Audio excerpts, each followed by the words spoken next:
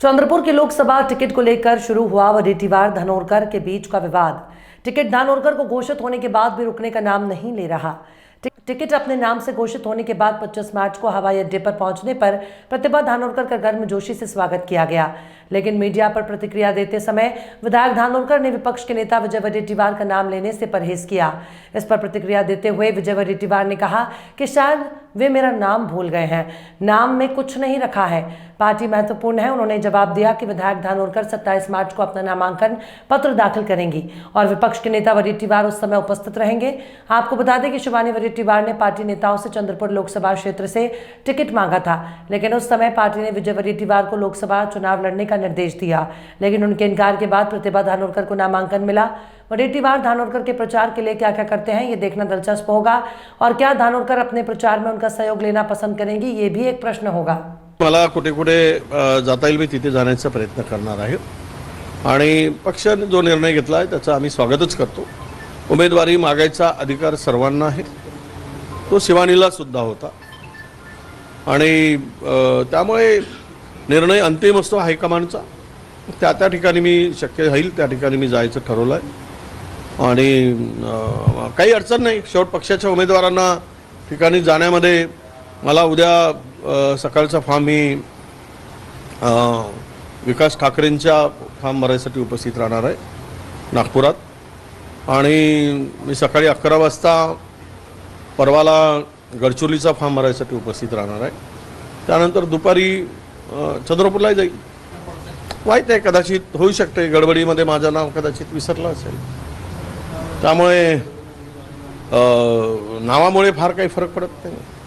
खाने के शौकीनों के लिए खुश खबर, हैदराबादी ऑथेंटिक फ्लेवर अब चंद्रपुर में भी। जी हां, हैदराबाद स्वाद फैमिली रेस्टोरेंट, जहां आप पा सकते हैं हैदराबाद का original taste. Hyderabad dum biryani, veg non veg curry, south Indian नाश्ता, चाइनीज, तंदूरी, कबाब, ईरानी चाय, बादाम मिल्क और भी बहुत लजीजदार खाना।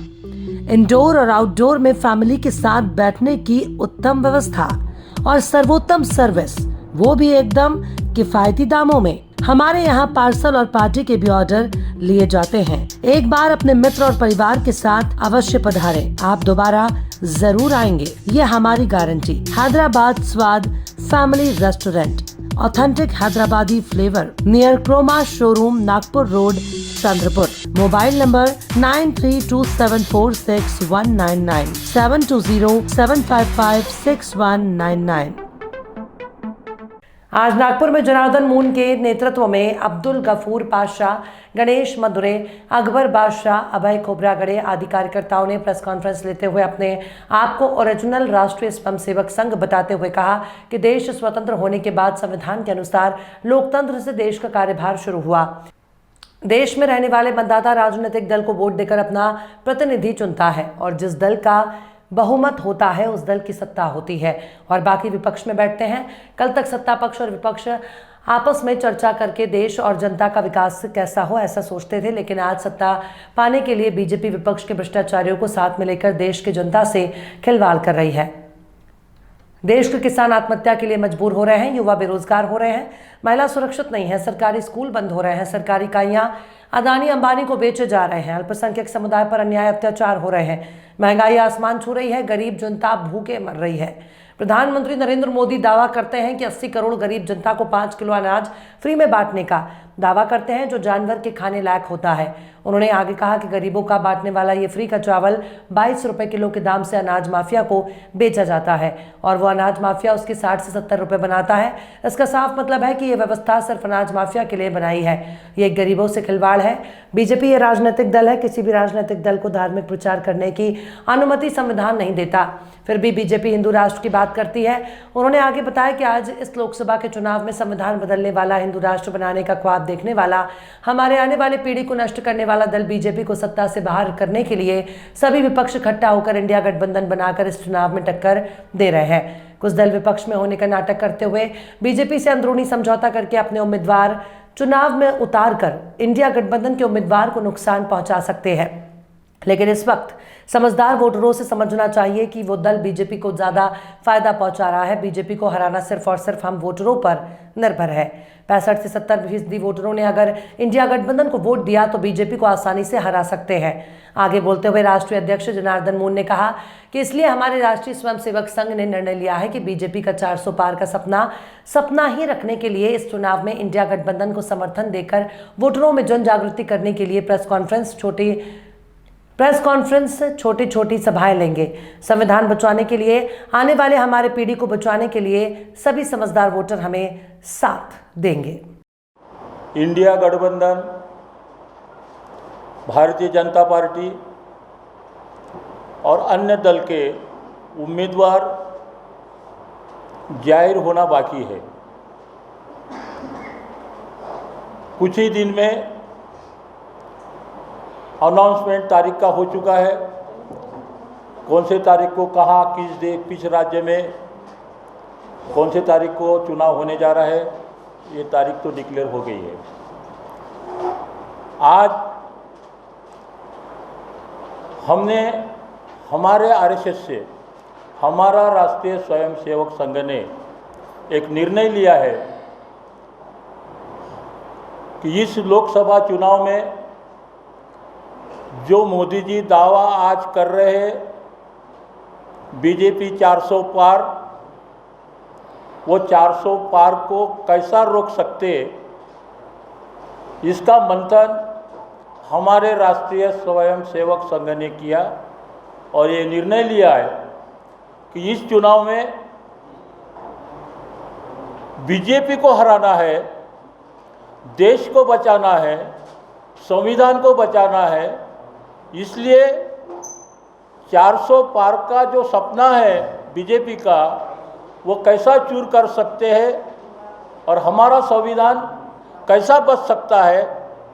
बीते 10 साल से बीजेपी यहाँ राज कर रही है और इस 10 साल में हमने क्या पाया, हमने क्या खोया, आज हमारी स्थिति क्या है, ये सारा मंथन करने के बाद हम हमारे राष्ट्रीय स्वयंसेवक संघ की ओर से, आरएसएस की ओर से इंडिया गठबंधन को वोट करने के। भारतीय जनता पार्टी, राष्ट्रवादी कांग्रेस पार्टी, शिवसेना, रासप और सहयोगी दलों के उम्मीदवार सुधीर मुनगंटीवार ने आज 26 तारीख को एक रैली में जाकर अपना नामांकन पत्र दाखिल किया। इससे पहले चंद्रपुर के गांधी चौक पर एक सार्वजनिक बैठक आयोजित की गई थी। इस बैठक में उप मुख्यमंत्री देवेंद्र फडणवीस ने कांग्रेस नेता राहुल गांधी पर तंज कसा। फडणवीस ने कहा कि राहुल गांधी जहां जहां यात्रा पर गए वहां वहां कांग्रेस बढ़ गई है। ऐसे बची हुई कांग्रेस अब चुनाव लड़ने जा रही है। सुधीर मुनगंटीवार ने चंद्रपुर विधानसभा या बल्लारपुर निर्वाचन क्षेत्र में नेतृत्व करके राज्यों में एक अलग पहचान बनाई। फडणवीस ने यह भी कहा कि चंद्रपुर की ये तोप अभी मुंबई में धूम मचा रही थी, अब ये दिल्ली में धूम मचाएगी। मंच पर भाजपा प्रदेश अध्यक्ष चंद्रशेखर बावनकुले, राष्ट्रीय पिछड़ा वर्ग आयोग के अध्यक्ष हंसराज अहीर, पूर्व विधायक आशीष देशमुख, सांसद रामदास तड़स, विधायक संदीप धुर्वे, भाजपा ग्रामीण जिला अध्यक्ष हरीश शर्मा, महानगर अध्यक्ष राहुल पावड़े, पूर्व महापौर राखी कंचरलावार उपस्थित थे। रैली चंद्रपुर के शिवाजी चौक स्थित शिवाजी प्रतिमा से शुरू हुई। गांधी चौक पर एक आत्मसभा हुई। इसके बाद मुनगंटीवार ने कलेक्टर कार्यालय में अपनी उम्मीदवारी दाखिल की। आताच सुधीर भाऊने या निवडणुकीचं महत्व काय आहे हे सांगितलंय। ही राज्याची निवडणूक नाही आहे, ही देशाची निवडणूक आहे। देशाचा नेता कोण असेल, देशाचं नेतृत्व कोणाच्या हाती द्यायचं, याची ही निवडणूक आहे। ही निवडणूक सुधीर भाऊ किंवा काँग्रेसचा उमेदवार यांच्यातली नाही, तर ही निवडणूक हे ठरवणार आहे की देशामध्ये मोदीजींचं राज्य आणायचं की राहुल गांधीला संधी द्यायची, याचा निर्णय करणारी ही निवडणूक आहे। सुधीर भाऊला दिलेलं प्रत्येक मत हे मोदीजींना दिलेलं मत आहे, काँग्रेसच्या उमेदवाराला दिलेलं मत हे राहुल गांधींना दिलेलं मत आहे। आता मी तुम्हाला सांगण्याची आवश्यकता नाहीये या देशामध्ये राहुल गांधींची अवस्था काय। राहुल गांधी हे एक यात्रा घेऊन निघाले आणि असं गमतीने अनेक वेळा म्हणतात, ज्या ज्या पावपडे संतन के ताता बनता धुराधार जिथे जिथे राहुल गांधी गेले त्या त्या ठिकाणी काँग्रेस तुटली फुटली, लोक सोडून गेले आणि निवडणुकीमध्ये त्यांना पराजयाचा सामना करावा लागला। आणि आज संपूर्ण देशामध्ये पूर्व पश्चिम उत्तर दक्षिण मध्य ईशान्य देशाच्या कुठल्याही कानाकोपऱ्यात गेलं एकच नाव ऐकू येतं, नरेंद्र मोदी, नरेंद्र मोदी, नरेंद्र मोदी।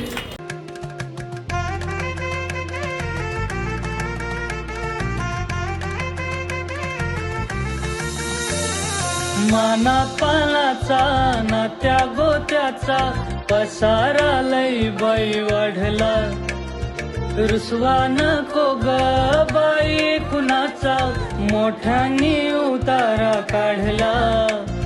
लगीन घाई सुचून देई खरेदीने पणा काढला,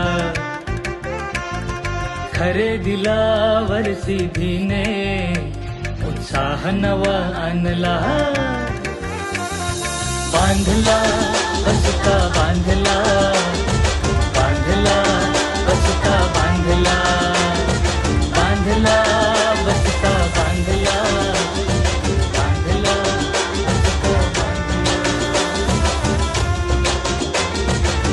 कमी किमतीत आणि क्वालिटी सोबत बरं का? आहे तर शक्य आहे।